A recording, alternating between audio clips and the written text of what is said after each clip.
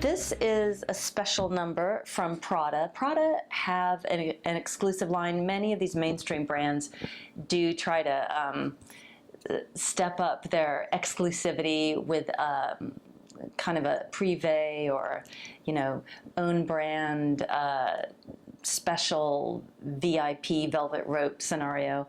And Prada's no exception. Chanel do it. Armani have it with the Armani Privé line. Guerlain certainly have it. So this is Prada's Virgin, and they have, I think it might be 10 or 11, 12 of these little bottles of pure parfum that are in, that are soliflores or solo notes, individual notes. Of course, I went for Myrrhe. This is Myrrhe. And Myrrhe, I always gravitated towards perfumes. You've heard me talk about it before in other fragrances.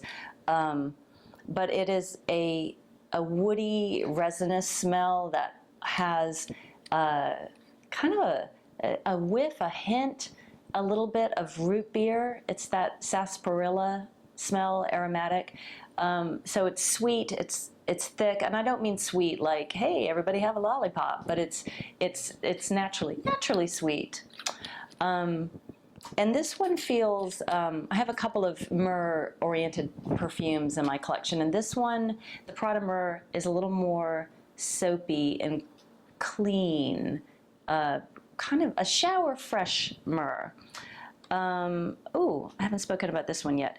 This is from one of my favorite niche lines, Amouage, and it's one of their attars, which is an ancient way of making perfume, which is just perfume oils, basically centered around sandalwood and rose and incense, frankincense. Amouage is based in the kingdom of Oman, and Oman is known for its frankincense. And this is the good stuff. And I have a couple of other Amouage perfumes in my collection. I have Jubilation 25, which is a really sumptuous frankincense. And then I also have Amouage, which is their original attar, at least the first attar that I knew of, that has tons of frankincense and rose. And there's a little bit of citrus in there. And that one is crisper than this one. This one is called Ayoon al Maha, which I'm told translates from the Arabic to mean fawn's eyes.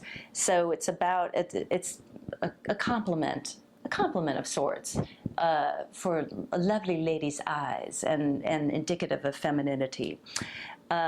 This, I would say, is probably my favorite Amouage fragrance. It's got the rose and the sandalwood and the frankincense, but there's also a lot of sunshine thrown in there, courtesy of, I guess it's orange blossom. There's something very honeyed and ripe and citrusy in there. And it's a very happy perfume, although it's still very dense, because when you're dealing with oils, there's thickness to it. You know, it's not a sheer transparent scent, but it always makes me feel very happy and very me. Like it's very joyful. If I want to access a little bit of joy in my life, that's what I go to. Two more fragrances to talk about in this section. This is one of my favorite perfumes from L'Artisan Parfumeur. It's called Safran Troublant, and it involves, it's very straightforward, but it's very effective. It's saffron, it's rose, sandalwood, and vanilla, and all of that combines to a very comforting fragrance. It's warm without being hot. You can wear it on a summer's day. You can wear it in the dead of winter. And you may have seen me talking about this one before. I find this a very unusual fragrance that's still accessible. It's romantic. I think I've spoken about it for suitable for Valentine's Day. And it's not identifiable as any one thing, even though I've just picked out certain accords in the fragrance. You don't you know, you don't smell somebody wearing it and go, oh, you're wearing a big old woody fragrance or a jumbo rose. It's subtle. It's that sandalwood that always melds in with the skin so beautifully. So this is a very comforting fragrance. I love this one.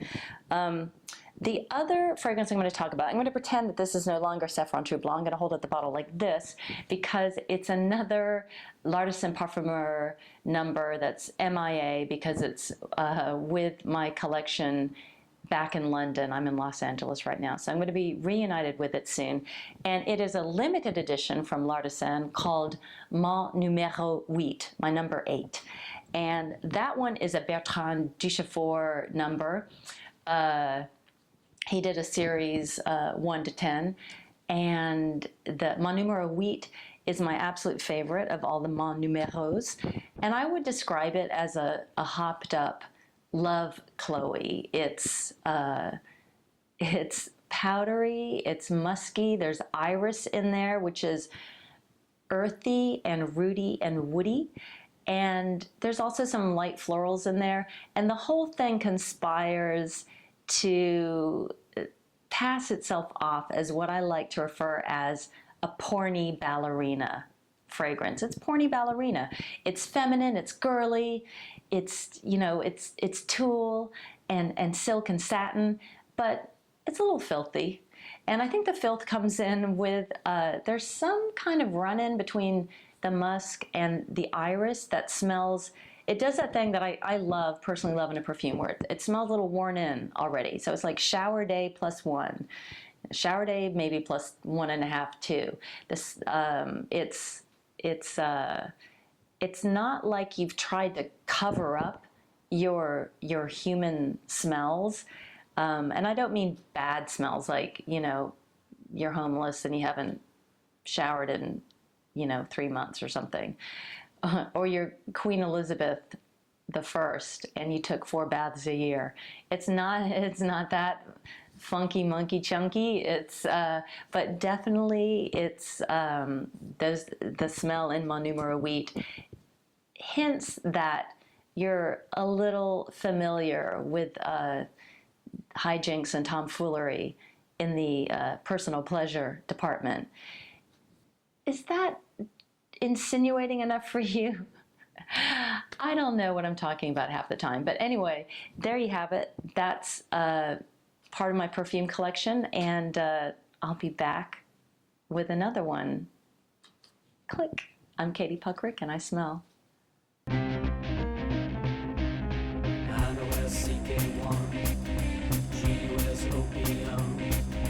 Trisha wears number 5, but you know